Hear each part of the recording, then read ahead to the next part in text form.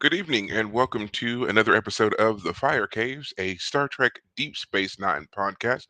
I'm one of your hosts, Perry. And I'm your host, David.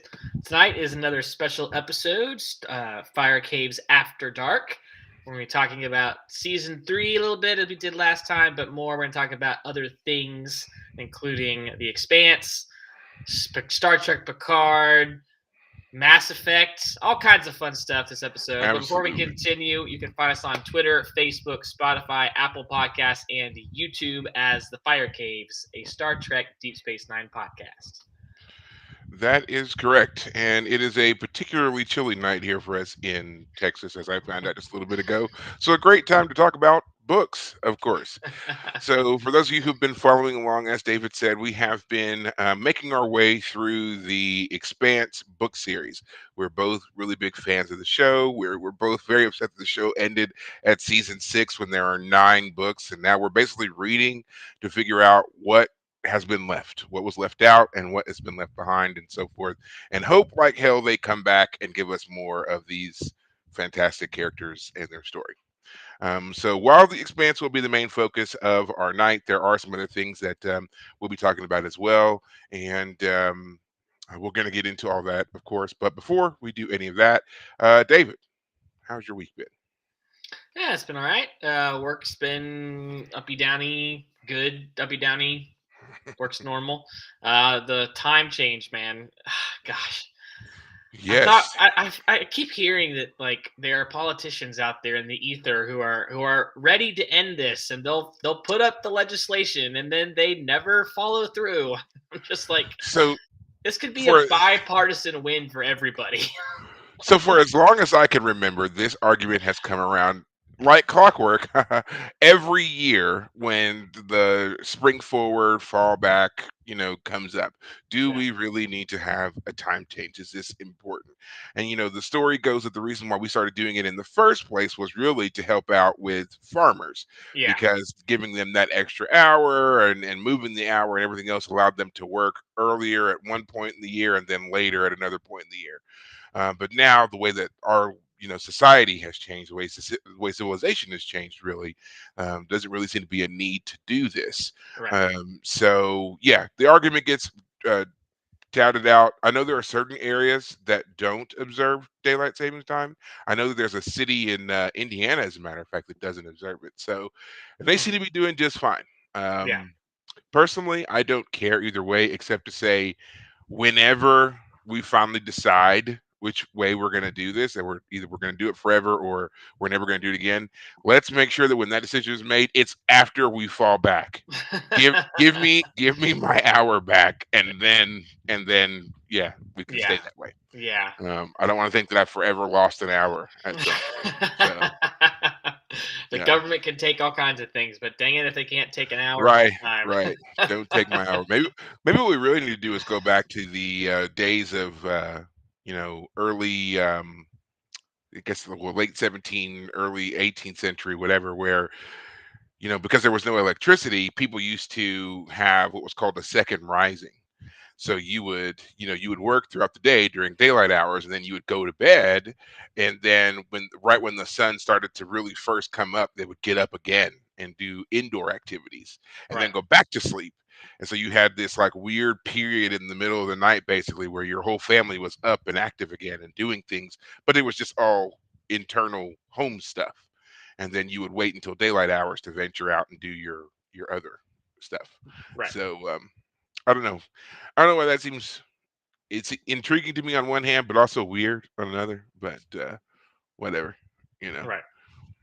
I get weirded out these days anyway. Like I find myself thinking about how there was a time when being home by midnight was like offensive, right? Now I'm like, what do you mean you're not home? Like where could you possibly be? What could possibly be so interesting that At you're midnight. not home? Right, at midnight, like go home. That's where all your stuff is. Why don't you want to be there? Like I don't, Yeah. yeah. And so I see people now and they're like, "Oh, I was down on, 6th Street or Rainy Street or whatever until 3 in the morning." And I just think, "Why? Like what could you have possibly been doing down there Right. at that time?" But Yeah, I mean, hey, speaking of which, in local news, there was a stabbing. Two people were stabbed on Rainy Street. Really? I guess that was it. I could think it was either Friday night, either last night or Thursday night, Oh and my they're still goodness. investigating. So, hey, yet another reason to not be out and down there. Yeah. Late. So, but Man. yeah, Jeez. there's a little bit of an uproar there. Apparently, Rainy Street has changed a lot recently. It's become a bit more hazardous to be down there. You know, Yeah. so Wow. Yikes. for, now, for those of you who don't know, we live in Austin, Texas, and I'm talking about Rainy Street, which is a rather infamous area for, you know, doing bar crawls and nightlife and all that stuff. So there's lots of bars, lots of clubs, and all that kind of stuff is down there. And yeah, if you ever come to Austin, chances are you would end up there at some point in your visit. If I mean, if that's your thing, of course. I mean, you know, but yeah, and I had gone, you know, I used to go, but I had never had issues. It never seemed anything other than just lively, you know, lots of music, lots of people, whatever. But I Right. never had any issues when I was down there. And I never saw any issues either. I didn't see like, you know, people fighting or violence or anything like that. So it's strange to hear about it now, but I Right. guess it's a sign of how things have, you know, kind of changed. But Right. yeah. Yeah. Well, my week has been okay. I keep seeming to injure myself, and Oh no.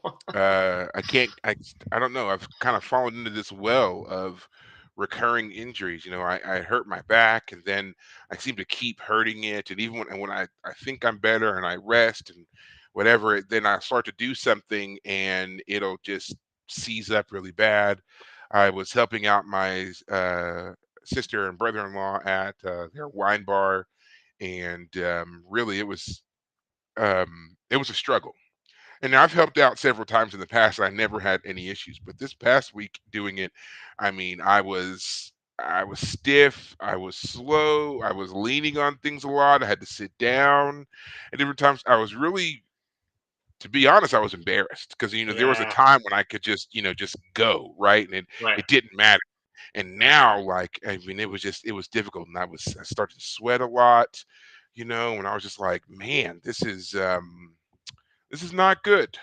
Yeah. So I plan to go to a doctor this week and this coming week, and really get checked out and make sure that I truly am okay, and if I need to like do something else, do some rest or whatever, and then really kind of concentrate on getting my health back together. I know I've talked about it a lot, and I've done different things kind of like experimentally, but I think that might also be part of the problem is not doing anything on a you know just on a more consistent level. So Right. yeah, after I get checked out by the doctor, I just want to see what they recommend and whatever else. And I mean, um, I still feel like I'm pretty young. You know, I just turned 37. I don't feel that old, you know. But maybe I'm just doing things wrong. Maybe I haven't adjusted properly. Maybe I'm not wearing the right shoes. I don't know. Like something is off in Yeah. my whole thing there. So I'm gonna go get checked out and then hopefully be right as rain, as they say. Gotcha. Well, to continue on talking, I did say I wanted to give an update about Trek stuff. Yeah. We will also continue to be talking about season three of Deep Space Nine since it just ended for us. But and moving into season four, which we will start next week in a very big way. I'm really excited about it. I'm going to go ahead and announce now that what we want to do is a special Fire Caves giveaway for season four. So, what you will have to do if you want to participate will be one to listen to or watch live our broadcast of our very first episode of season four, which will be next week. And then leave us a comment, question, something, some way that one you can identify yourself and tell us something about the, you know, our show, the Fire Caves that you like or dislike or whatever it is. Again, be polite, but tell us something, right? And then once we get a certain number of you know comments or whatever, we'll toss all the various usernames into a hat or something. We'll do a drawing. Whichever one wins, we'll reach out to you, get your information, and we will send you a personalized Fire Caves mug. Okay. completely free. You don't have to do anything. You just tell us where you are. I wish I Okay. had mine. I could show it off, but I Yeah, agree. yeah. Yeah. David should he should have shown up. He doesn't. We'll get to that next week, I guess. Yeah. I definitely use it. I've been using it a lot. Yeah. So And in addition to that, so just so that you know, that season 4 opener episode will be The Way of the Warrior, which airs, which is technically a two-part, well, not even technically, it is a two-parter, but on streaming platforms now, it has been officially lumped together so that you have a mm, seamless transition from part 1 to part 2. You don't even notice, which I think is a stroke of genius because you just really get locked in on the show. And as a person who watched it originally when it aired, I know where the break is, but right. I like talking to people and seeing if they can figure out where the break is. Because, mild spoiler, it's not where you think it is. So Okay. that's all I'm gonna say. It's not where you think it is. And don't try to do the whole, oh well, I know the show is normally 50 minutes, and so try to do the math. Doesn't work. I've looked. It doesn't work. So you Okay. can't do that. So does Um, that mean I should watch both episodes in yes, preparation? Okay. yes, So you should just go ahead. we're not gonna No, do part one, part two. Okay. All right. no. All right. We're not going to split it up. We're going to just do the whole thing, and we're going to have a couple of guests as well to talk about this episode because it is one that I really love, You don't want to and draw it out. You it's don't want to have an episode about part one and then an episode about no, part two, and I you just don't want because to rush through all the content as much it's as possible. it's not about rushing. It's more about the fact that I love it so much that I would be upset that I had to break it up for another We week could to take do. 2 episodes to just talk about it for 2 episodes. We could, Yeah, yeah. we could do that. We could do that, but we are definitely going to watch all of it and go. Got it. So yeah, if you just tune in with us next week when we get through all of that, and again, remember to leave us a comment or something, question, comment, concern, something about our show, The Fire Caves, and then we will, if we will do the drawing. If you get picked, we'll reach out to you and get you your mug. Okay. Um, in other Trek news, if you are not watching Star Trek Picard, you really, really should.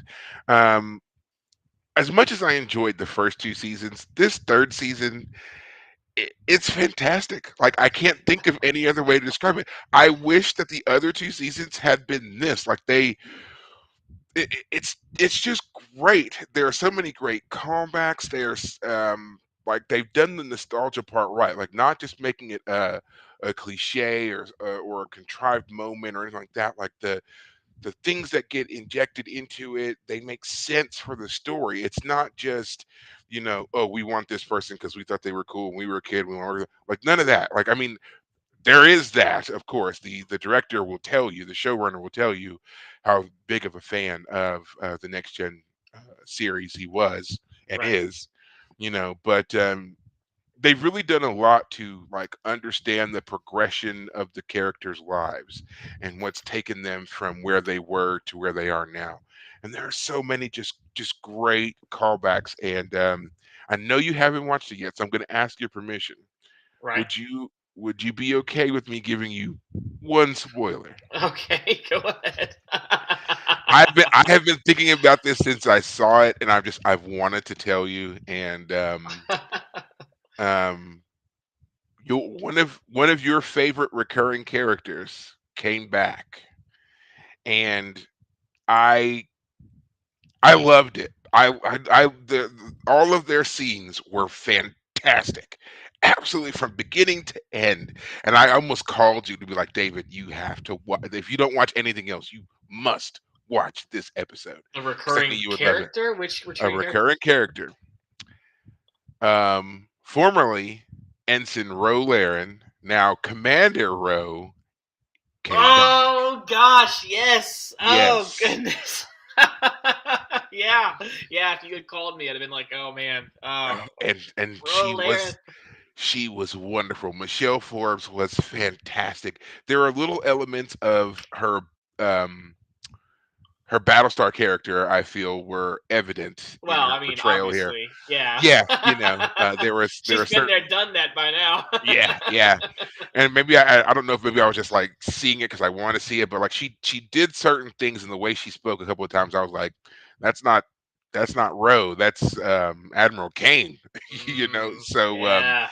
but she was so good. She was so fantastic. And I mean, it was a shock to see her, you know, and Yeah. trust me, like the whole I work so hard to stay away from spoilers for myself, right? Yeah. And so the episodes come out every Thursday.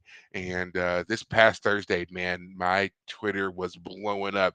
Oh my God, did you see? Can't believe I shut it off. I was like, nope, I don't want to know. And so when I saw it though, I understood and I was in it and I shouted here. I was like, yes, it's it's in row. And then she's like, and they call me. I'm like, hey, it's Ensign Row. She's like, Commander Row. And I was like, Commander, Yeah. excuse me, Yeah.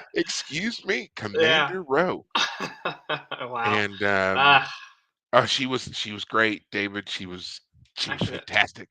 Yeah, that character was so good. The fact that Yes, again that even on on Next Generation, her character was already being presented as like if the show had gone beyond season 7, 8 and into 8 or 9, like of course if again anyone who's seen TNG and the end of it knows that the penultimate episode was about her basically kind of betraying Starfleet for for the the Marquis. that for the Marquis. But yeah, if the show had kept going, man, you would have known that they would have had to have her like her recurring character was just one that you couldn't get away from. And the fact Absolutely. and Kira has been a great character and she has been a star, but there are definitely moments where I'm like, this character was trying to be Ensign Rowe. This I mean, the character was Well, clearly a replacement for Ensign Rowe, um, in several ways. But sorry, go ahead. no, you're absolutely right. I mean, that character was originally supposed to be, Ensign Rowe, who gets a promotion and goes to Deep Space Nine and so forth.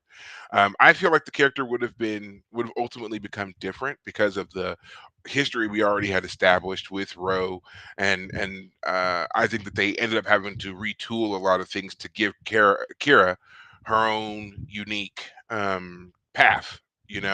So I don't watch it because I thought the same thing initially, but I don't watch it anymore and think, oh, that could have been Ensign Rowe. Because if you do that, a lot of things that Kira does don't make sense if you're trying to frame them under this should have been Roe Laren, you Right. know. But Yeah, yeah, if you just take that's Kira fair. as her Yeah. own separate character, then it works. Yes. Um, but yeah, she was for a character that had such a short run. Again, Yeah. she came to Next Generation late. She wasn't on a whole lot of episodes, but the Yeah. fact that the episodes that she was on were so great, like even that silly one where they all kind of like temporarily lose their memories and no one's sure Who's in who's in charge? charge and Yeah. whatever else, and her and Riker get down and dirty because of course they do. Oh, that's right. Oh, that's Yeah, right. so, there uh, are those, but then yeah, her ultimate moment of being used as a spy, and she ultimately decides to betray the Federation and join the Maquis, and it wasn't just betraying the Federation, it was betraying Jean-Luc Picard, the man yes. who had vouched for her, who had put so much faith and trust in her and had really Yes. mentored her and had this bond with her, and then Yeah. suddenly at the end she was like, I'm not going back. And then I don't know if anybody remembers that episode, but the end where Riker is informing uh Picard about Roe deserting Betrayal. Yeah. and the betrayal, and then Picard's just sitting there silent in his ready room, and then Riker leaves, and they do that, that slow pan in shot where on his face, and the episode ends, and he's just kind of like shrouded in darkness, and he's not saying a word. I mean, Yeah. he looks so pained there, and I was like, for a man who says nothing in the scene, that was some hellified acting. He did a Yeah. great job, Well, and what's so great about the episode yeah, and her acting and the whole character and everything was like in the moment. Like I felt for the character, and she's Lieutenant Rowe by that point. Yeah, that's the whole yeah, thing. Is she'd been promoted.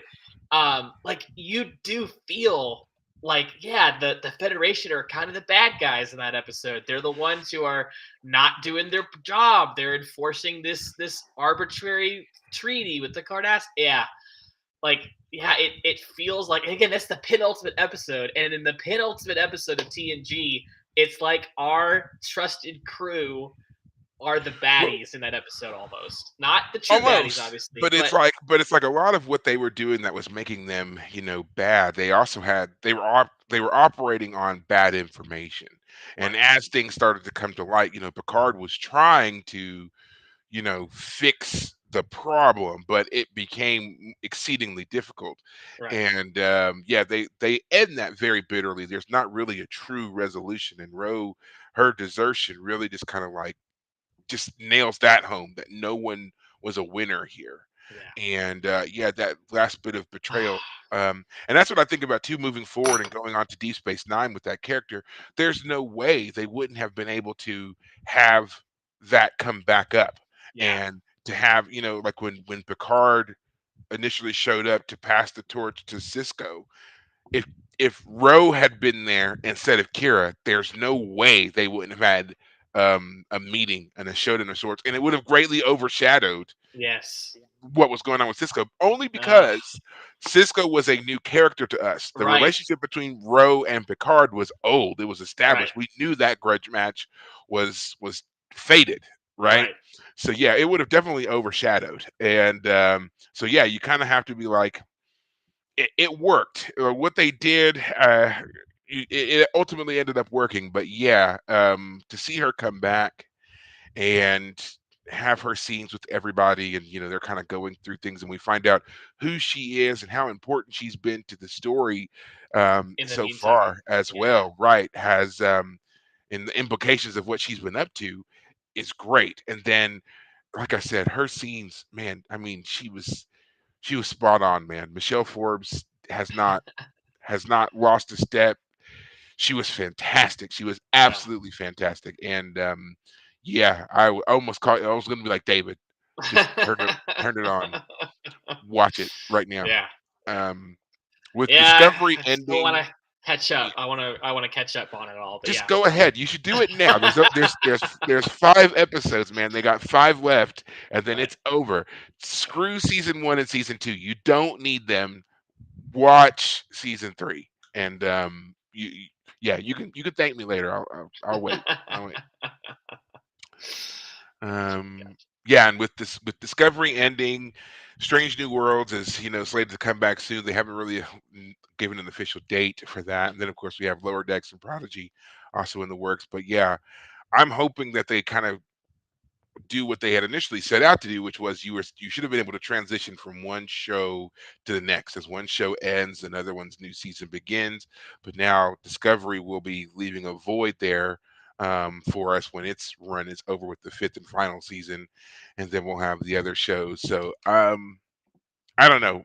There's all kinds of talk about spin-offs from the Picard series. Who's going to do what, whatever. But um, I hope they do something and they keep the writing team, because they have nailed it. They've absolutely nailed it in this third season, and I couldn't be happier with what I'm seeing. Right. Yeah. Gotcha. So, but all of that to say, we are now here to talk about not just Trek stuff, but also the Expanse, Yeah. and we've been kind of teeing this up a bit throughout our other episodes, and we are on the third book of the Expanse series, which is called Abaddon's Gate. Avalon's Gate. Got my Woohoo. copy here. Now, as I was telling David a little bit ago, as much as I tried, I have not quite finished it. I'm almost done, but we're still going to talk about it anyway, because there's a lot in here, Mhm. and I wanted to ask you about a lot of different things that I was reading in this book as well. And just wanted to say first, my opinion of the book has changed. I know when we first started talking about it, I had said that I was finding it difficult to read this Mhm. one. I don't know if you remember that or not. Yeah. Um, but as I got into it, I think this book may end up being my favorite book. Oh, It's got a okay. lot of great things in here Sure. that we're going to touch on, of course. But I want to turn it over to you for a bit there, because I've been rambling here. Oh, okay. Yeah, what do you think of this book, Um, Abaddon's Gate? well, I would say that of them so far, it is not my favorite of the three. Not that I dislike it. I'm not saying it's like fallen out of favor. Um, the way I would talk about it is, first off, book one. is just two characters. It's Holden and Miller. And so we're getting a lot of the content of the story from their perspective. And about halfway through, their stories meet up, and then we get the rest of the book. Starting in book two, we start getting Holden. Miller is no longer one of their characters. Again, spoilers, he has died by end of book one. Um, sorry for anyone who didn't know that. Um, but we get other characters taking the place of point of view characters, and that helps. The writing is fantastic, I have to say, and I'll explain a little more about this in a moment, but I just want to say the writing is Yeah. fantastic, and the characterization of each character is fantastic. Every character feels unique. Avasarala is a perfect example. You Yes. love her. She is our grouchy, lovable old lady. And then in this book, we have Bull. He's the hard-nosed guy who gets things done. We have Prax, who was the shy, introverted, kind of awkward father who was, in a crisis, traumatic situation. We have Anna, who is a, you know, She's a pastor. Methodist pastor. Yeah, don't get Yeah. me started on that. But anyway, so the characters are always totally unique, and the characterizations are fantastic.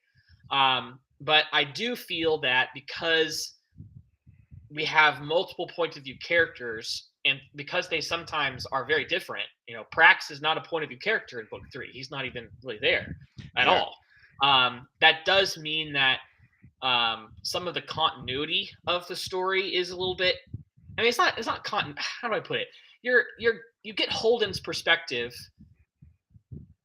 but it's not as often. Mm. And usually in book three, the horror element, the sci-fi horror element takes a back seat for the planetary conflicts between Mars, Earth, and the Belt in this story. Now, based around the fact that they are still dealing with the protomolecule, but a lot of the fun sci-fi horror elements are taking a back seat. Instead, we're getting the inner politics, which is also fun. Don't get me Yeah. wrong. Again, I'm not saying I don't like this book, but the I guess the proto molecule is the sci-fi element that gets thrown in, and you only get to see it about partway through book one before it really gets introduced. It was a murder mystery in book one that they're trying to solve, basically. In this one, everyone's just kind of confused. What's happening? Why are Yeah. things happening? I would And then agree. people are freaking out, and they're all just trying to solve the situation. And so let me put it It's this way. more. I've said it before. I'll say it again. I like the show version of events better because I Mm. feel the show was their second attempt to get the plot right. Not that they did it wrong the first time, but they got to edit it down, make Yeah. changes. And for me, I think it just means that the show was able to work out some kinks. Again, not that I don't like the book. I'm not saying I don't like the book. I do like the book. Um, but let me put it this way: in this book three is only about 6 or 7 episodes of the TV show, whereas book one was all of season one and the first half of season two. So in this one, they condensed a lot of stuff down, and I feel like that in a lot of places worked. There are some places where I don't think it worked, and I can talk more about that. Yeah. Um, but yeah, I like it. I I mean, it's one of those things. It's like, how do you pick your favorite child? Like, that's not a thing. It's easy. It's easy. Just have one, and you're Exactly, exactly. uh, And as a quick comparison, I just want to point out that yeah. the other book I've been reading. So I finished book three a little while back, and then this week I started reading The Peripheral, which is a book that has also been made into a TV show that's on Amazon Prime, which I have not yet watched. I want to watch it. This book is also a sci-fi book. It's set in the near future, and there's time stuff going on, and there are two characters that we're getting point of views on, and it always switches between each chapter whose character we're following. This book did not do nearly as good a job introducing the characters and the world building as The Expanse did. I started book four. So I read 50 pages of this book and was hella confused because it basically drops you in the middle of the story, and it feels like you're one book behind because all the characters are talking in like lingo and about things that you're like, am I missing something? That's never a problem with The Expanse. I read the first 50 pages of The Expanse book 4 while I was waiting for my oil change, and it was great. I was, even though I hadn't been with the characters for the last couple weeks, he's like, I'm back in it. Avasarala made a cameo, by the way. I Oh said yeah. that I Okay. didn't think she was back, but she made at least a cameo in the first 50 pages, and she was amazing. Um, and so I'm now halfway through this book because I went to Wikipedia and I was looking it up. I was like, am I off? Because it says author of Agency. So I was like, is that like a previous book? But it's like a prequel sequel book, or like events in that one happened both before and after events of this one. Anyway, um, so I love the writing of The Expanse. I feel like this one, it's a setup to things that happen after. This book Okay. is a gateway. Abaddon's Gate is a gateway into more storytelling. Um, yeah, and I feel like that is what it is. It's just it's a midquel story in amongst other things that happen, which is evidenced by the fact that the show condensed this book down to 6 or 7 episodes. Anyway, I talked a lot. Now I rambled. No, Go ahead. no, it's fine. No, because I agree with what you said, and the show does definitely condense a lot of book three down, and I realized that like I agree with you, but I think that they did that because this book deals more with like the more political climate, and then there's also they it seems like they're trying to touch on certain philosophies as well when dealing with the protomolecule and the ring and the implications behind it, especially Yeah. the character of Anna, who we get to know a lot in this book. Between her, Bull, and Melba, I think they spend the most time with really kind of a toss up between Bull and Anna, Hmm. giving their voice to everything. Right. And I'll say right away, I like Anna in the book. I don't like Anna in the show, and it might Yeah. be Right. because we don't get enough of Anna. Like she seems like such a I don't know, she just seems so out of place on the show, but in the book, a lot of what she does and says makes more sense to me. And maybe it's because we are getting that not just her internal viewpoint, but we're also hearing her speak to other people and they're, responding to what she's saying and how she's presenting the world and her faith while trying to figure out humanity's status and dealing with the implications behind the ring. And Right. that's not something that you really see a whole lot of in sci-fi books or sci-fi in general. In Right. fact, a lot of sci-fi tries to move away from religious anything. We've Right. talked about that a little bit with Deep Space Nine, and trying to form and understand the religion of the Bajoran people and the prophets and what they mean, and how we can kind of relate and make parallels to humanity and human religions and things like that. Right. Um, this book, though, actually names the religion, and we know that there are Mormons here. We know that there are Methodists here. We know that there are Catholics here. We know that these religious groups not only exist but are in prominent positions in society because of this book. And Anna trying to come to terms with her own understanding of her religion and the other religions of the representatives that are around her, and trying to figure out the implications for God in dealing with the ring, I found to be I thought it was really interesting. I thought that these would be questions that people would have and Yes. thoughts that people would have when they were confronted with something that for the first time was well and truly alien. I mean, we're in the book, we can kind of get distracted a little bit by the sci-fi aspect of the fact that they're talking about trips to Luna and trips to Io and shooting around Jupiter and Saturn and blah blah blah, right? Like all of those things, but at the core of all of it, it's just talking about the expanse of humanity from Earth outward. Right. And to suddenly encounter something after all this time that is well and truly alien and beyond their comprehension and certainly beyond their control. Everything that Right. the protomolecule represents is that humanity has no grasp on it Yeah. whatsoever. Yeah. And seeing her try to reconcile that in the book has been very interesting to me.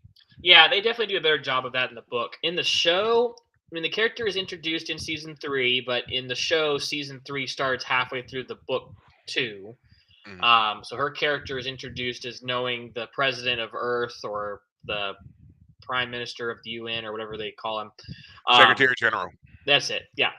And it was a better introduction for a character. So I do like that in the show. There's another example of the show. I don't like the actress who plays her. I forget her name at the moment. Yeah, I I think think I part of think that might be part of my issue with her too, because I know that when they revealed the character and that actress came out yeah, as Anna, I was like, ah, that was yeah, my first reaction. Like, I don't like yeah. I her. remember her on Lost, and I just it's when someone comes off as very moralistic, it can just rub you the wrong way, and the character just comes off as I'm on the high ground all the time, and I don't know, just it just rubs you the wrong way. And the character in the book just works better. She does ask those big questions about what would it mean for your religious beliefs if you realize that aliens existed and they existed long before and all that. Great questions to ask. Yeah, and the Interesting to actress's ask. name, side note, actress name is Elizabeth Mitchell. Right. Um, Now I have not seen her in a while. I Hmm. didn't really watch Lost. I do remember when she was on that show, but like very briefly. I didn't like Lost, so it didn't Yeah. register for me at Lost. first. I watched Lost like 6 or 7 years ago. Way after it had ended, of course, and I had already known by that point that the show had ended on bad notes, and I definitely agree with that. But during the first several seasons, the first few seasons, when they were just, it's J.J. Abrams' problem, his mystery box theory of storytelling. You have a mystery box, but you don't ever answer the question about what's in the box. And when you have to start answering those questions, he doesn't have anything in the box. He doesn't think it through. He just yeah. Yeah. Anyway, but getting back to the Expanse, Mhm. when we were first talking about this book, I mean, you had said you weren't quite into it as much. I Yeah. said that I think there are three. There's the character. Bull comes off as a character who is just kind of resigned to his kind of duty. Oh, I was put on the station to be security, but I was demoted, and I'm just having to he's having to do the work, but he's not like driven by some question. There's not that inner question that's like driving his personality. He's not trying to find something out about himself. He's not raw. He's a guy who's there, who's having to do a job, and he's the character who we see events from. And okay, fine. And then Melba in the book, I mean, again, there's some things about the show that I like better, but there's things about the book I like better about her character. But there's still the problem of this character is super like internal. She like hates herself and she hates her Yeah. dad and she hates the world and she hates Holden, but she doesn't. And she kind of just, No. by the end, she just changes. And I So can I understand why she changes, but yeah, yeah, right. Well, I will say in the book, I feel like they did a better job characterizing her in the book than they did in the show, and it might be because, as we've already noted, they really did condense a lot of things down for this portion, right? This season three portion, and to me, Melba reads like an abuse victim. yeah. Like she Hmm. is a person who was forever slighted in her family, not just by her father, but also her mother. But she tended to idolize her father, and it's like the more she worshipped him, the less he seemed interested in her. So it was the abuse was neglect, and she pushed herself harder and harder in order to gain admiration in the eyes of a man who just didn't seem to have any time for her. And Right. then, when you listen to or listen, when you read her moments when she recounts, you know, the happy moments with the family and things like that. She always marks how her father and Julie stood out. There were other, Mao children and of course the mom as Uh-huh. well, but it seems like to Melba's perspective, Clarissa's perspective, Yes, there Clarissa. was really only there was really only the father, Jules Pierre, Julie, and her. And Right. she was a very distant part of that trio. And as Right. much as she tried, she could never get there. And then she kind of like warps and twists herself after her father's downfall, Right. feeling like this will be the thing that gets him to finally look at her. And she really just kind of, you know, kills herself, gives herself up entirely in this quest of revenge, and develops a real psychopathy behind it, and she's Right. she's altered her body. She's definitely internalized a lot of things and really just changed entirely in order to perform this one act. And I would say that it drives her insane. There's the whole, the scene in the book where she has made it onto the Rocinante, and she's attacking Naomi, and Anna comes in at the last moment and saves Naomi there. Um, but then Melba wakes up and she's raging and screaming and pounding on the doors and hurling herself at the sealed door that Anna and Naomi have trapped her by, and everything else. Right. She's less a person and this psychotic creature, and Right. Ottawa. She's worse than the protomolecule beings that were out there because she's just so deadly with Right. intent there. Um, and yet even as that's going on, we're seeing this from her perspective, and she's talking about how things are falling away from her, and her plan was so elegant, so simple, and yet she's made all these mistakes, and the people she's killed, and she's beating herself up about it, and there's Right. just so much craziness spinning around in Right. this moment. Like, when reading it, I just thought, yeah, she just sounds like a very traumatized, abused individual who is Yeah. unfortunately found a terrible way to work through what she's going through, Yeah. you know? Yeah. Yeah. Exactly. Yeah. I in the show, they don't give. I'm sorry, they do give the backstory a bit. I think a little bit better. They condense it down where Mhm. they're at the party, and we realize that's when we realize that she's the daughter of Jules Pierre, and that she was the sister of Julie. And it's a great backstory scene because we see how like just broken Julie was as this person who was so angry at her father for being a terrible person, and yet Juliet, I'm sorry, that's Clarissa. Sorry, Clarissa. Clarissa. Clarissa had the kind of the the rose colored glasses on. Yeah. Her father could do no wrong, and yet at the finale of that scene, Julie has left the family. She's giving up everything that she's ever had because she feels it's dirty money that her father has, and Jules Pierre Mao is talking with Clarissa, and he's actually proud of Julie. He's like, she actually does something. All you do is throw parties.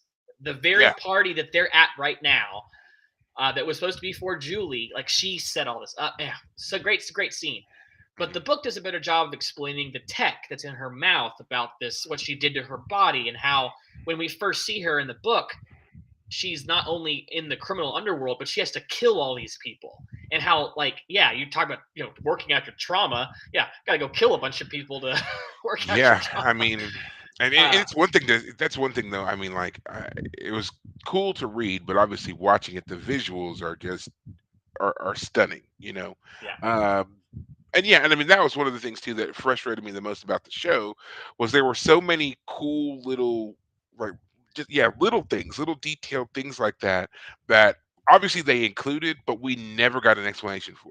So it's like if you don't read the books, you're not going to know what those things are. Even when they do little so-called Easter eggs where it will appear on a screen somewhere with a breakdown of what it is, you see that screen for like half a second. So unless you are watching it on a computer or something and you can freeze the screen and enlarge it and whatever else, you're not going to see that detail. You're not going to know what that is. You're right, never truly going to get an explanation for what it is. The book, on the other hand, lays it all out for you. I think it's like, there's a two-paragraph section that talks about the endocrine modulator that she's got yeah, and what it does to her body and how she yeah. activates it, and How all it that. It's affects all in her, there, the after effects. the Yeah, after effects, and then also we get another part later on where they talk about the long term debilitating effects and shortened lifespan and all the rest of it because she's doing this to herself right. over and over. Yeah, So yeah, um, there's a lot there that it just kind of highlights why you need to read the book. yeah. um I Now, like that Bobby in the show is in these scenes. Like Bobby in the book is absent for all this stuff happening in book yes, 3, but because Bobby was in season 3, the first half, they bring her in for the second half, and that makes all the stuff with Holden on the station at the center more back and forth. Bobby's like, "Hey, I know you. I know you're not crazy. I just need you to stop doing this because you're freaking everybody out." And he's like, Mhm. "I have to do this. Miller's here telling me to do this." The scene in the book where the guy shoots the grenade and that causes Oh um, yeah. the station to react. In the book, it's there are these In like the book, it's robotic terrifying. machines. It is In the terrifying. book, it's terrifying. In the What I show, imagined in my head when I read oh, that, well, it yeah, because these terrified me. robotic, these like robotic Yeah. spider-looking things come up to the guy and just rip him apart. Like, stop that! You're Yes. dying now. But in the show, I was almost the show's even scarier because the proto molecule suddenly picks the guy up, disassembles his entire body, and fixes the hole he made with his body. I don't get me wrong, it was disturbing. Oh It yeah, was definitely both of them were disturbing. disturbing. Yeah, Yes, but in the book, the reason I'm going to vote for the book on this one too is because, like you said on the show, only one of these robot things attacks the guy. Okay, whereas in the book there are several. So like, yes, there's one that kind of approaches him at first, but then when the grenade goes off, everything changes, and then it says in there that multiple suddenly just came out of yes, nowhere and yeah, attacked them all, and it yes, grabbed him and just or ripped him apart. disintegrated him Yeah, and just turned him into some goo and then pushed him into the space that he had made.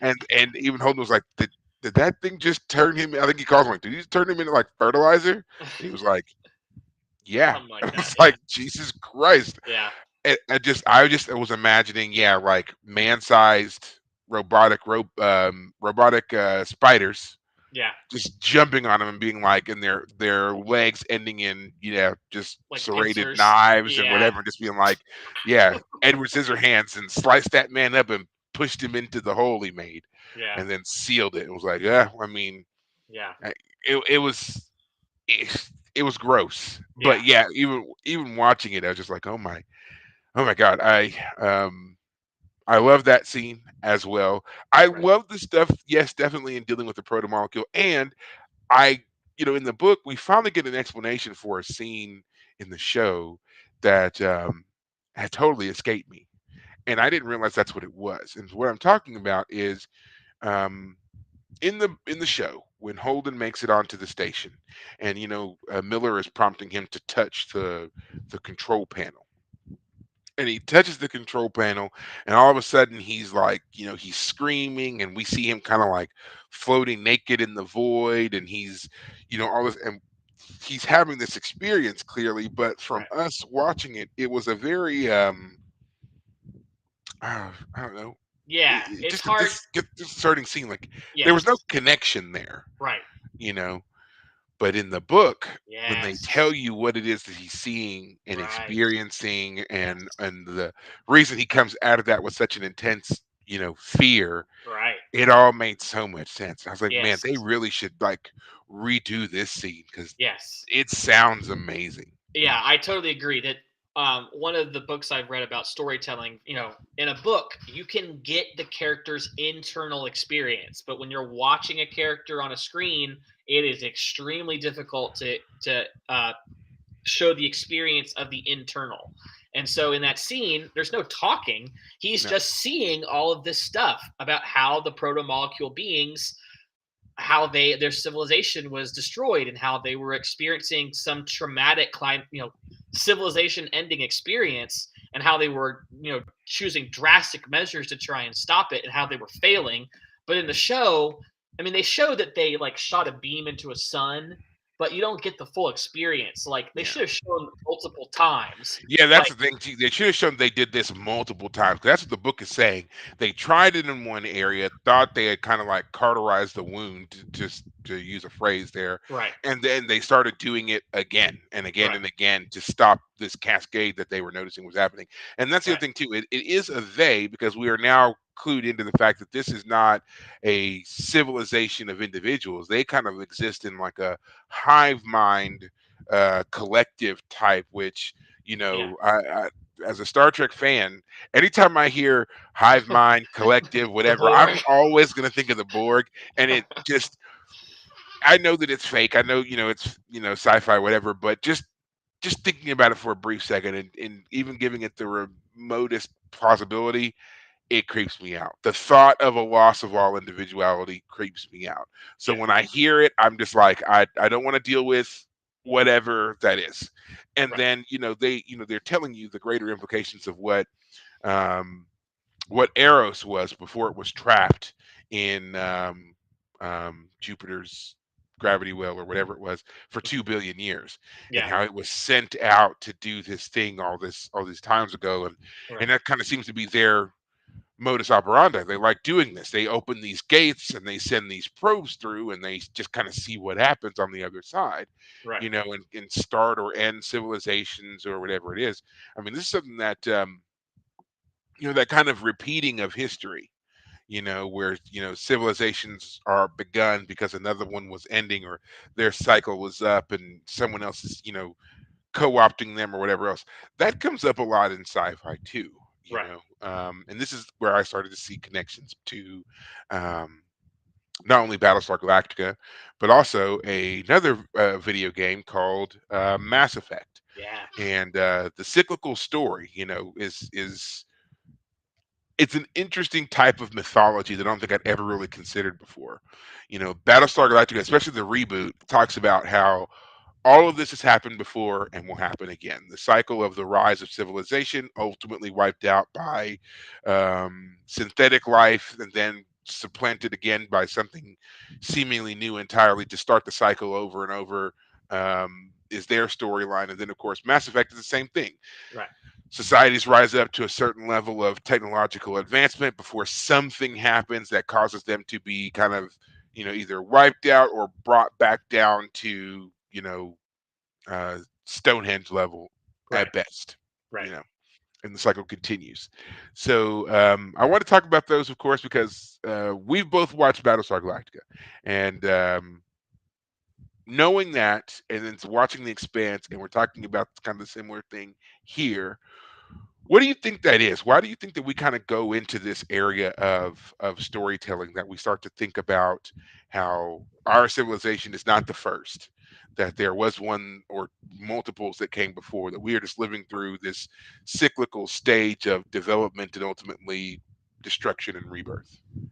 Well, I think that that is part of life. Frankly, there's us, our bodies age. We reach our peak, and then we have a steady decline. There's the cyclicalness of the seasons. Same thing. There's the height of summer, and there's the depth of winter. But then society is in that eternal question. If society and civilization is trying to perpetuate itself, and at the same time develop, at what point, the question is, at what point does the development actually cause decay, when it corrodes something to the point that it actually undermines everything that it was, and causes it to collapse on itself? Is it the weight of everything on top of that foundation that collapses? Is it some sort of acidity that drips down and destroys the foundation? What is it that causes all that? And in Mass Effect, I mean, I haven't played the games, but I do know the storyline. The idea there is that there are these beings outside of like space, the edges of the universe, that once you like reach the edge of the universe or the galaxy or wherever, they come in and they destroy all life and reset it basically. They're this like Yeah. organic synthetic They're hybrid. called, they're called the Reapers, Yes. and yeah, that's essentially it. They have ultimate control over this base technology that is existing in all of the other um, alien races, Right. and because these races then build their societies off of the technological advances they make from this kind of ancestral technology, it ultimately renders them incapable of defeating the Reapers when they come. It Right. also triggers the Reapers because once you reach a certain point and your development reaches a certain point, they now know that you have the capability to be basically a resource for them to consume. So Right. that's what invites them in, and the cycle seems to be every 50,000 years or so, give or take. And yeah, there are some survivors from the previous cycle who, during the previous cycle, they weren't as advanced, so they were left alone by the Reapers. And Right. now here they come. Now they've gotten their chance to kind of come up in the galaxy.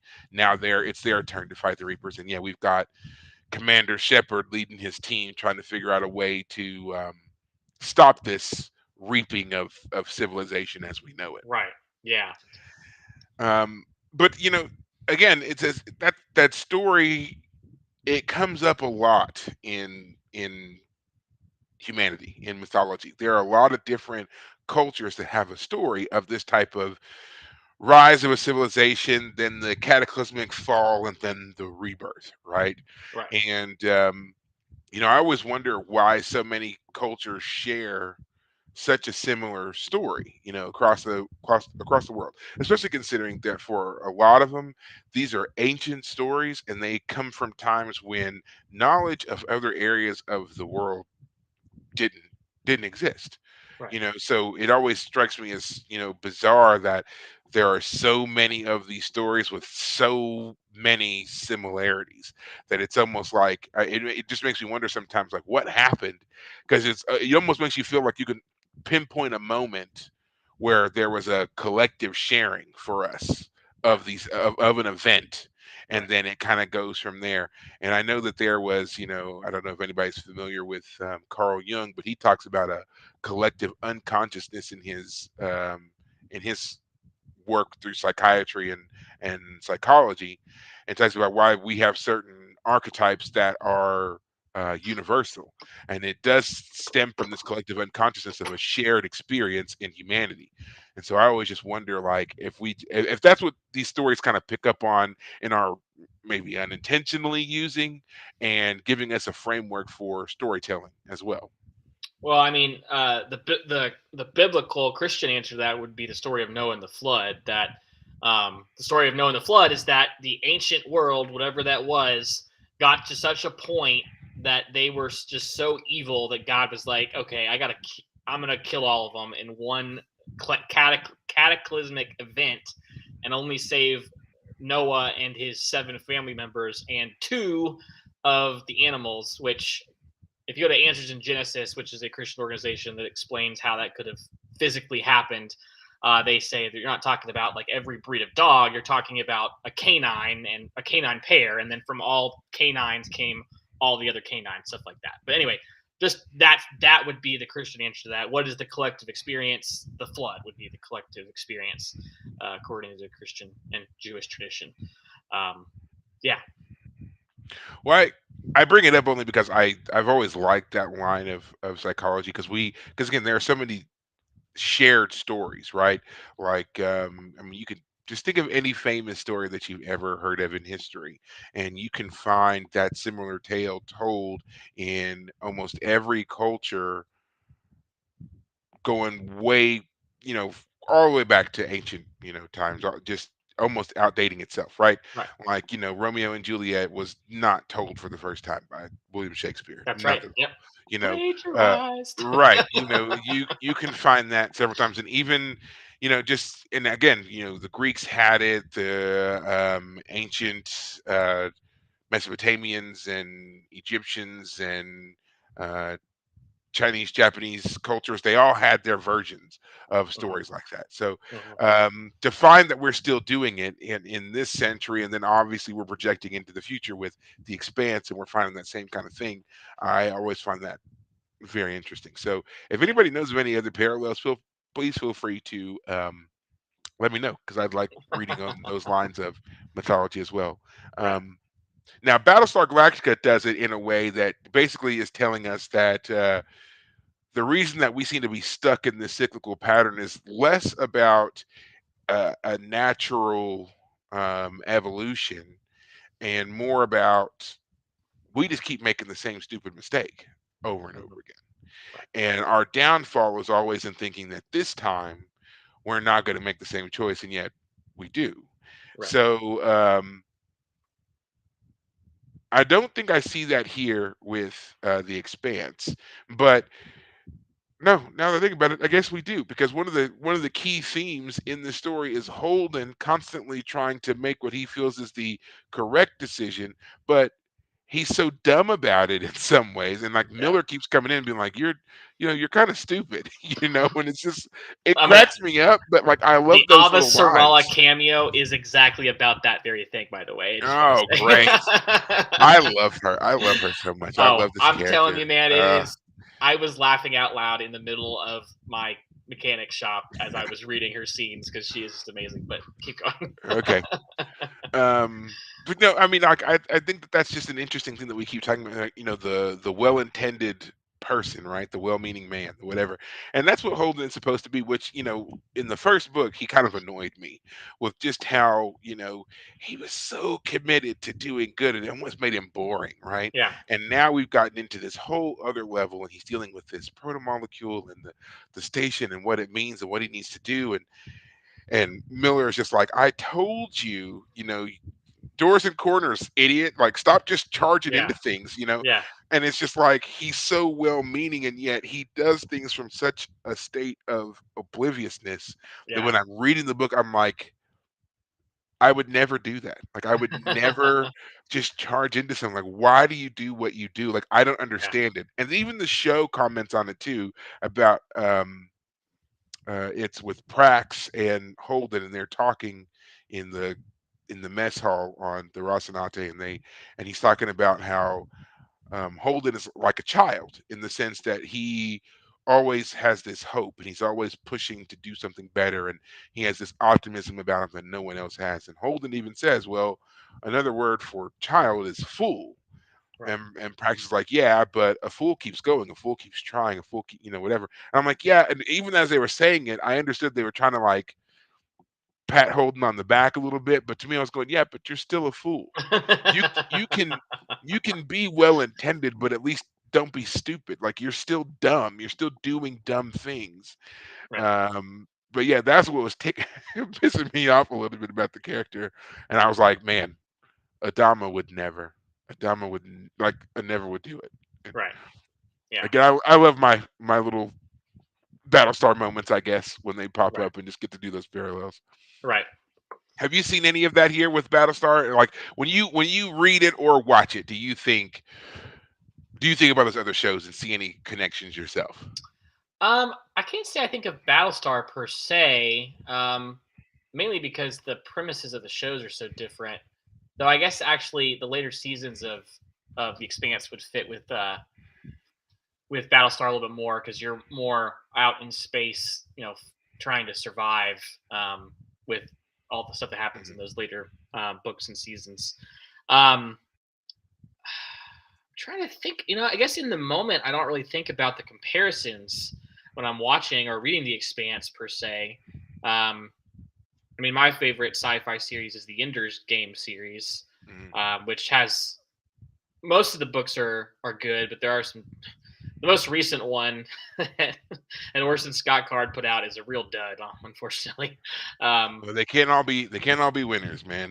I'm this I'm one was a anticipating in this dud. in this 9 book series we've got here. I'm anticipating somewhere being Oh, let down. I I thought it was gonna be this one. I really did. But the more that I have read of it, the more I've just like I feel like I understand the worldview more because of this book. So for I think me, that's why it's coming up as my favorite. for me, as long as they can keep the whole proto molecule part of the story makes sense. Like we need to have an explanation for what's going on because what's so great about the story is you have the A plot, the protomolecule stuff, but all of the rich character stuff happens in the quote unquote B plots, the interpersonal storylines. So you get the backbone and the storyline from the protomolecule stuff, but you get the richness and the muscle on the bone from those storylines. Like the beginning of book 4 is a character is told from a character's perspective that we actually briefly met in book 2. He wasn't a point of view character in book 2, but he now is.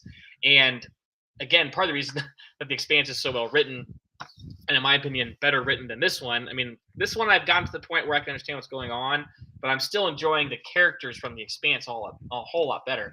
Um, is it's just so rich. Like even in the show, actually, I forgot to mention Drummer is a great character in the show. I don't think she quite works in this season because she's made captain of the Nauvoo, which is now the Behemoth, but she's not comfortable in the role.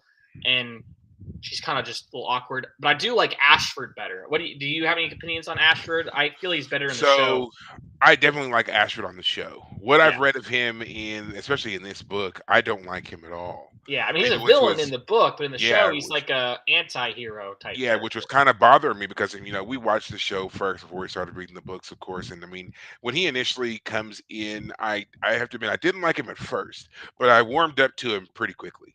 Right. And yeah, you're right. He's like an anti-hero a bit. He's he's not even really a pragmatist. He's kind of, well, I mean, he's an asshole, to be honest.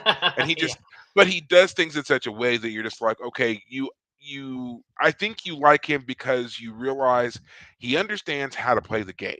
He's Yes. not just belter for the belt, everything belter, whatever. He Yes. recognizes that, like, while He's he a does savvy want the guy. Yeah. right, he wants the belt to succeed. He wants them to have their sovereignty, but he understands they're never going to get it just by being brutal thugs out in space. Right. And so they have to play this other game, and he's skilled at it.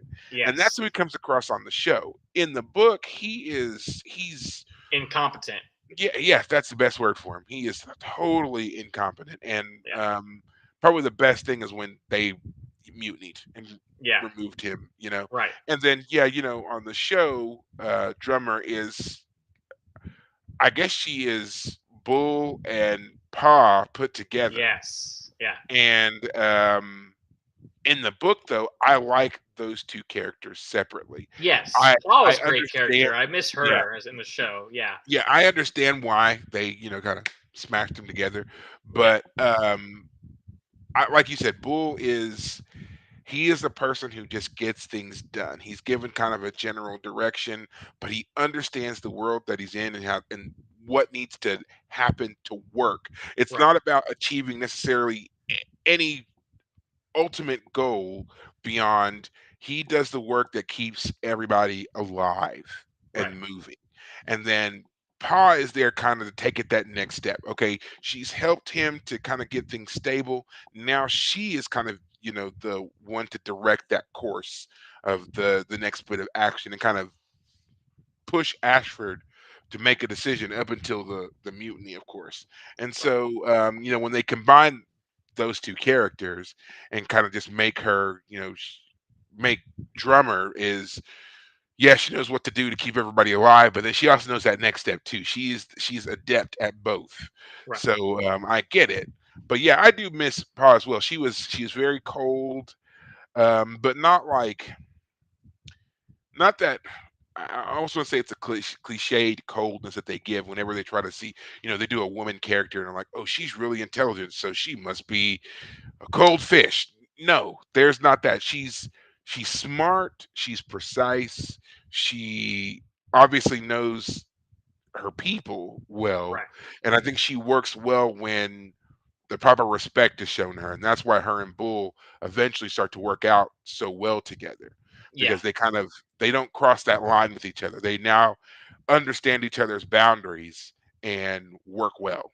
Right. So, Yeah. but yeah, now I love Drummer though. I think Drummer's a great character. Yeah. I loved I watching just her on scene. Kara yeah, G just does a in great job. yeah, it's just in the show in this season, like she's supposed to be the captain of of the Behemoth, and then Ashford arrives, and he's basically he wants to be the captain, and so he basically starts not so subtly, kind of conflicting with Undermining her. her. He Yeah. has his men on the bridge. He can tell them what to do, and they obey him. And it's a great conflict. But she always comes off as weak because she never does a good job of really standing up to him and like asserting her position. He's really great because he's always able to successfully undermine her, which makes him a fun character. But it means that the character of Drummer, unfortunately, like she really starts to shine. I feel in the next couple seasons Yeah, when she, yeah, you're right, and I think that, like, I think this is where I would say that they made a mistake on the show, and only because in the book the reason that Ashford is brought in is because the obvious choice to be captain was Bull, but Bull doesn't get it because he's an Earther, and this is a yeah, belter ship, belter yep, station, and no one was going to take orders from some Earther on a belter ship. right, So they needed somebody with more experience and authority to lead it, and there's no explanation for why Pa isn't given the role, but Ashford is there as the more senior male leader, whatever, right? Right. So then on the show, um, none of that would work here because Drummer is a belter. She is the belter. Yes. She's the one that kind of legitimizes Fred Johnson when she comes to work Yes. for him. Hmm. So for her to suddenly be on the behemoth with Ashford, it's like, why wouldn't she be the captain? And Right. then him undermining her makes it seem like he's only doing it because while she may be a belter, she's a belter woman who works Right. for Fred Johnson. So we don't Right. know what she's up to. And that's where the undermining comes. Oh, she's just some woman. She's just and I didn't like that. Considering the fact that throughout everything of the show up to this point, the women had been equal or better than a lot of the men. There was no reason to do this kind of backward undermining of drummer here. I wish they had made another reason for Ashford to be there. Maybe just say it out loud, like, it made or not drummer, but Ashford. Um, Well, I didn't have a problem with Ashford trying to take command. I liked the conflict, and I liked that he was competent in his competency in undermining her, but also sucking up to her enough that he was making he smoothed the way. I just don't like the fact that Drummer, like for example, when the ships also are forced to stop in the ring, and they get trapped by that tractor trailer thing. mhm. Like she's in that room because she's having a pity party.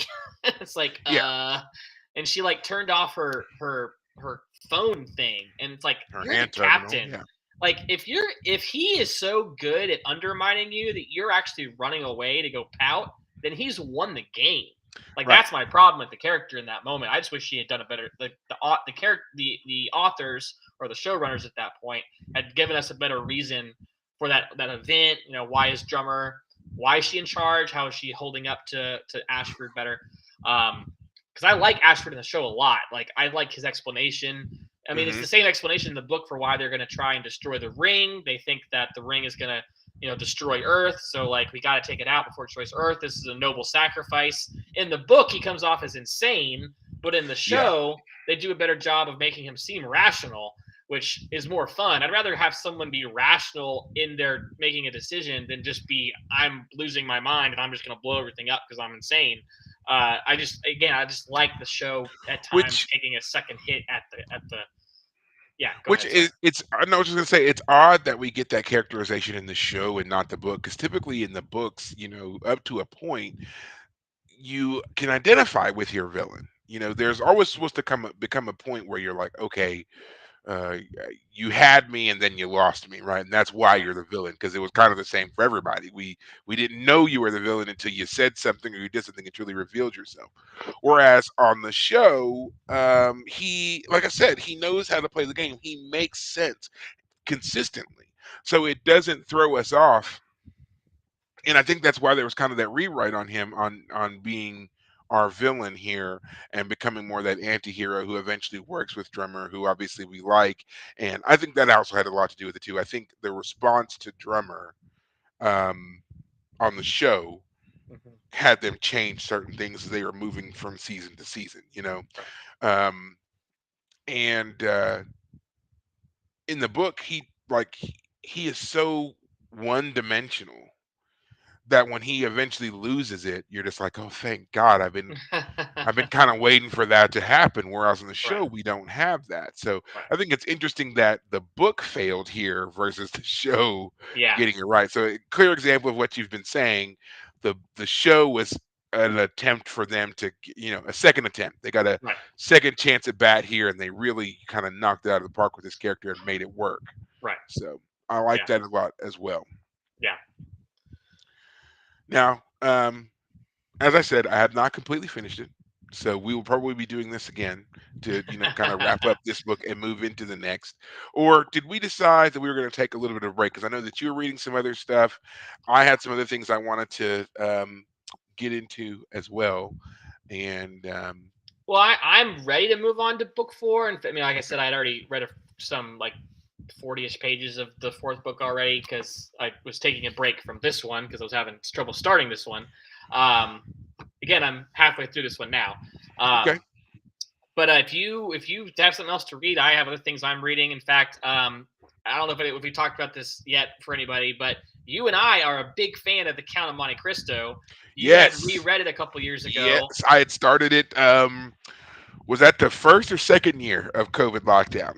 I I think don't it even was year remember. one, and I have a copy of it, and I started reading it, but then I got distracted and didn't read it again because I read the abridged version back in middle school, and I remember Uh, loving it.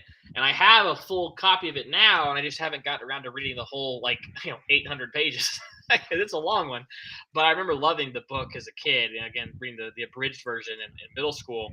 My favorite line, I'm gonna go ahead and say it now, is near the end where I forget which character it is, but the line is that when the overthrow of his mind was complete, something, something, something. But just that part right there, when the overthrow of his mind was complete, like the guy goes insane at the end, one of the villains.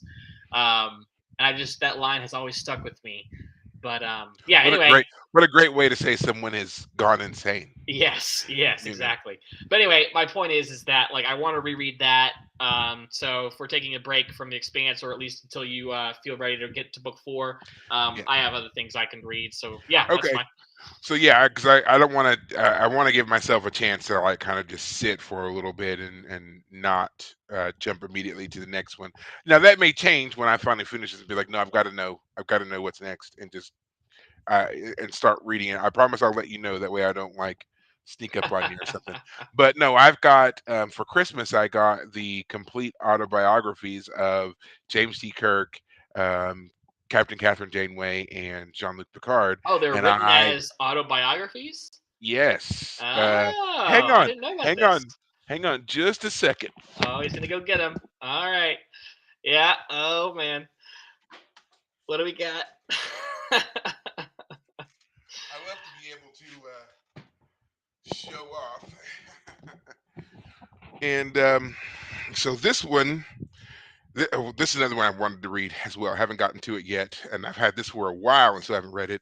And it was the H.P. Lovecraft collection. Right. So wanted to get to that, and I think I've mentioned that before a long time ago. Still haven't read it. I think I got this. I think I got that also like first year, second year of COVID. I don't remember, but Mhm. yeah, didn't read it. And then again for Christmas, I received from my sister these books, and they are again the autobiography of James T. Kirk, the autobiography of Jean-Luc Jean-Luc Picard, of Picard. course, and of course the autobiography of Catherine Janeway. Wow. So lots to read, and Yeah. I want to have time to really get through them all. I love that they got the pictures of the captains and stuff on the backs of them as well. So now, of course, as much as I love these, and I'm thrilled to have them. Of course, there's a captain missing, and I don't think they've released his yet. So Have they written it and I'm it just waiting needs to on be it. released, or? Yeah, I don't know. I don't know if it's even been written yet, but each of these, if you're familiar with these at all, each of these is about a particular moment in each captain's life, right? A defining moment. That's what these are about. It's not like their whole life from birth to whatever. Oh, It's okay. like each captain or someone familiar to the captain wrote about a particular incident that kind of Defines the frames them. character. Yeah, Gotcha. so I'm interested to see the Cisco one, and I want to know what event it is that they choose. Because I mean, to me, the obvious event to choose would be the Battle of Wolf 359. Yeah, but it almost Now, seems too obvious a choice. right, and I was going to say, I mean, I could also see them using that as the moment for Jean Luc because obviously he was assimilated and deeply affected and so forth.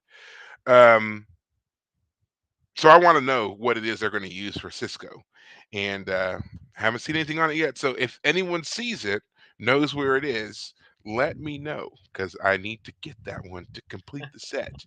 But yeah, I'm very interested in those as well. Oh, I just realized they each came with each book came with a little Oh my goodness. card. I didn't realize those were in there. They just fell out when I put it down. Very So nice. nice. Okay. So yeah, I want to get to those, and then of course I have the the next book for the Expanse series as well. So we've got a lot of things that we're going to be bringing you with in the way of, I guess, content for our show. Because I mean, we're not just going to talk about Deep Space Nine. We're going to do all the things, clearly, everything. Right. Right. And why not? You love us, right? I mean, you like hearing our voices as we talk about stuff that you can watch Yeah. or buy through Amazon, right? Yeah. And speaking of best lines, I wrote this one down before we end everything because since you brought it up. I wrote this one down, and it was from The Expanse, and it was from the character Tilly on board the USS Thomas Prince. And this is when her and Anna were just kind of getting to know each other, and Tilly was talking about her husband, and she says, "Robert is the least sexual creature I've ever met, at least until they invent a way to fuck money."